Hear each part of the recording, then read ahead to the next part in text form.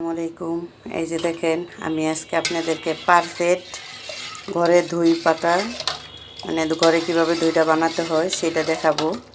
এখানে আমি 2 লিটার দুধ ভালো করে একটু জাল দিয়ে নিছি, চিনি দিয়া মিষ্টি দই বানাবো আমি, তাই এখানে আমি নিছি গুঁড়া দুধ।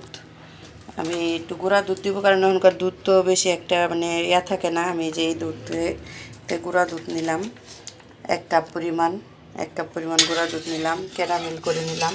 ক্যারামেলটা আমি হালকা কালার করছি, বেশি কালার করলে কালো হলে একটু তিতা লাগে দইটা, তাই একটু কম কালার করলাম। তাই আমি এখন এটা এখান থেকেই গরম দুধ দিয়ে এই দুধটারে আমি একটু মিশিয়ে নিব। মিশিয়ে আমি যেভাবে আজকে দইটা বানাইতেছি, আপনারা যদি এইভাবে ঘরে দই বানান অবশ্যই দইটা একদম পারফেক্ট হবে এবং কি খাইতে অনেক ভালো লাগবে। আমি ক্যারামেলটা একটু ঠান্ডা করে নিছি এবং দুধের পাতিলটাও আমি কিন্তু চুলা থেকে নামাই নিছি, কারণ এটা যদি আমি গরম গরম দুধের পাতিলের মধ্যে দিই তাহলে অনেক সময় কী হয়, দুধটা ফাইটা যায়। তাই আমি এটা চুলা থেকে নামাইয়া দুইটাই তারপরে একটু ঠান্ডা করে মানে গুলাইয়া তারপরে এটাকে আবার জাল দিই।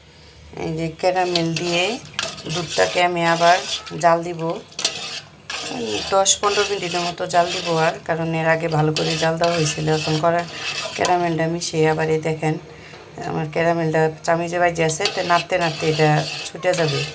তা আমি যেইভাবে আজকে মানে দইটা দিব এইভাবে যদি আপনারা ঘরে দই দেন অবশ্যই দইটা দেখবেন অনেক সুন্দর হয় এবং খাইতেও অনেক মজা লাগে। দোকানের দই তো আইনা দেখা গেল কোলানো যায় না, ছোট্ট একটা আনলে বাসার ভিতরে হয় না, তাই বাসায় এইভাবে দই পাইতে নেবেন, সারা মাস খাবেন। আমি আজকে 3টা হাঁড়িতে দই দিব। ওই যে দেখেন 3টা হাঁড়িতে দই দিব, তাই আমি 3টা হাঁড়ির দই ভালো করে ধুয়ে একটু হালকা শুকাইয়ে নিছি চুলার উপরে দিয়ে। অবশ্যই এই দুইটা আমি এক জায়গায় পাঠাবো, আর এটা আমি ঘরের জন্য বানাবো। দুধটা আমি ঠান্ডা হইতে দিলাম, আর পাতিল 3টা আমি এই যে দেখেন চুলার কাছে দিয়ে একটু গরম করে নিতেছি, কারণ পাতিলগুলো গরম না করলে দইটা মানে বেশি একটা হয় না, সুন্দর মতন বসে।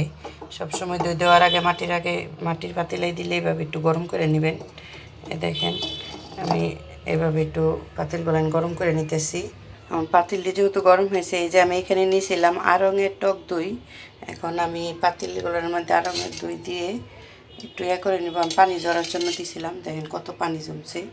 অবশ্যই পানিটা ঝরাই দিবেন, দেখবেন দইটা একদম পারফেক্ট সুন্দর মতো বসবে, দোকানের দইয়ের মতো। তো আসলে একটা ভিডিও করতে গেলে কখনো ছোটো করে কিছু দেখানো যায় না, বলে যে ছোটো করে আসলে কোনো কিছু শেখা যায় বলেন, একটু বড় হয়ে যায় ভিডিওটা পুরোপুরি দেখাইতে গেলে। তা আমি যেভাবে দইগুলো পাতিলে মেখে নিতেছি, এই যে দেখেন দইগুলো এখন আমি ডালবো। আমি একটু ফেটে নিছি দুধটাকে, এই যে দেখেন। তা আসলে ভিডিওটা অনেক বড় হয়ে যায়, এভাবে করতে গেলে কিছু করার নাই।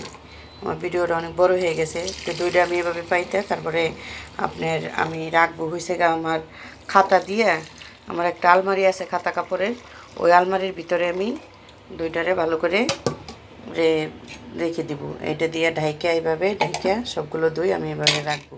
তো দইটা আজকে এগুলো অনেক বড় হয়ে গেছে ভিডিওটায়, ইনশাল্লাহ কালকে হওয়ার পরে আবার দেখাবো।